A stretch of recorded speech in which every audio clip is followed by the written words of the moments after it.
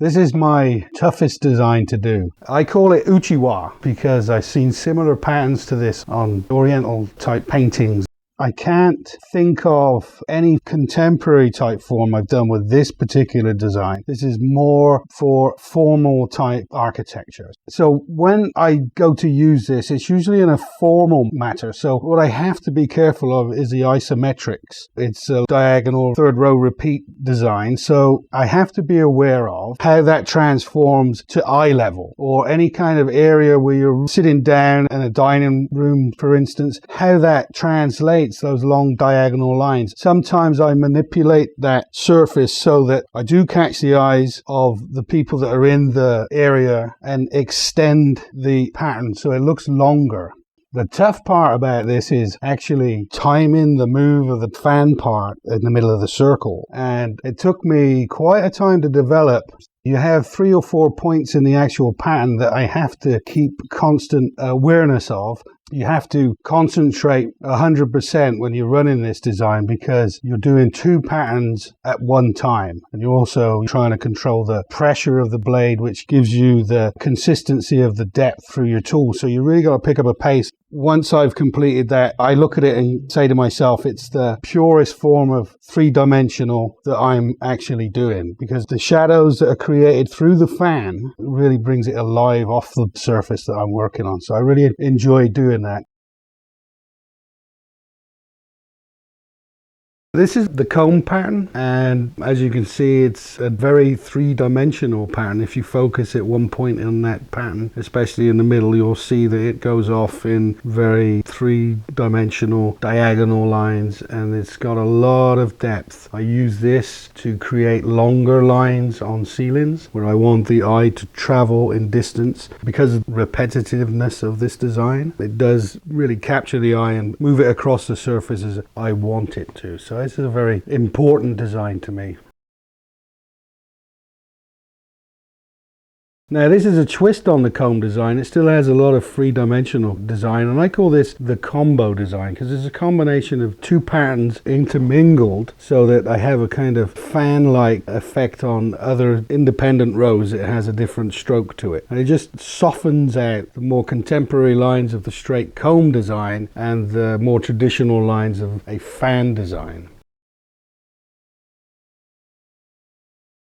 This is from England. This is called a swirl texture, and it's a lot of little circles with a lot of little nipple stalactite centers to them. I prefer to call it a rose cluster because it reminds me, when I look into these circles, that I see like I'm looking into the top of a rose. What I've done uniquely with this, take this pattern and form it into single rows of circle. So the swirl design I call a rose cluster, and I like to think that I can take this texture and string it out in a long line of a single row of these roses, I would say. So it's very effective. I've done well with the Victorian sense, being able to border things around more traditional, like Victorian style things, and it comes off really well. So that's quite a useful texture to me.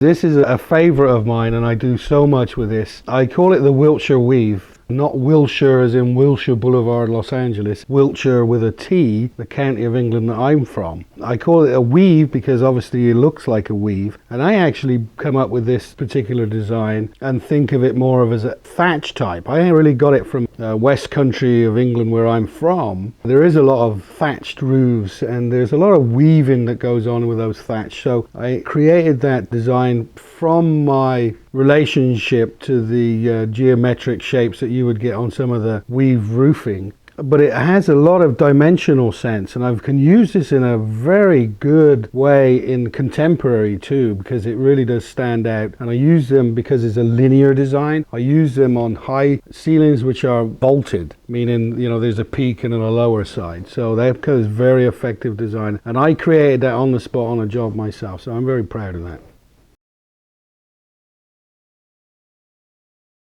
This is a classic scroll design. The scroll tool or the swirl brush is actually a rubber bristle brush, and it's actually used for this kind of texturing. Now this is a scroll design. People always refer to it here in America as the figure eights because of its obvious look of figure eights, but it's very, very effective because when it crosses the light on a ceiling surface, the up and down 8 captures the light and throws out much more of a dimensional look to it as it catches the light. It's a very powerful one. You have to be very aware of how strong that design is and what angles you look at it from, because it's pretty powerful when it hits the light, as you can see in this example.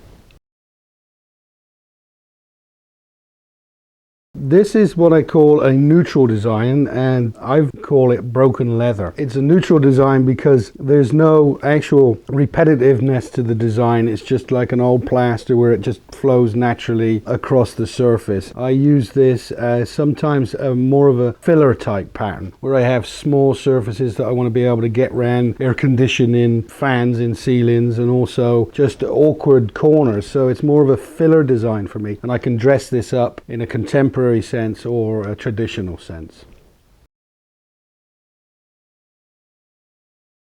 This is the Venetiano material from Texstone, and the interesting thing that I did with this was keep it a kind of a random 4-inch blade, but it's a neutral color, but I added a pearlescent powder to the mix, mixed it in with the material. So with multi-layering of trowel markings, it does give you the depth that you would get from, let's say, an oyster shell, because that's the finish over the top being pearlescent. It's very attractive, soft, rich and deep, but very subtle in a light color, and that's why I experimented with that sample.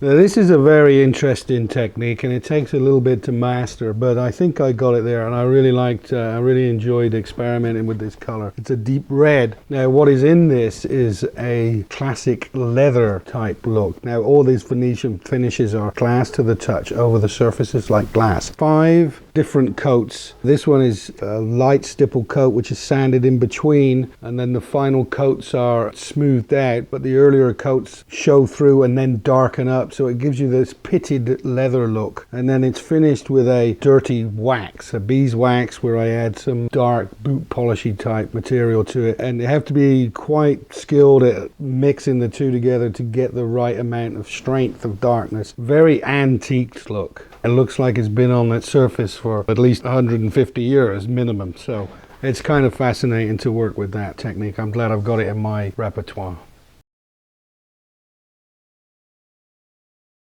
This is again another Venetiano material, and what's different about this technique is what they call a classic finish, where you take a smaller blade and you apply different layers at different angles. The underneath layers are seen through, and it's kind of a mishmash, but at the same time it's very fascinating to the eye.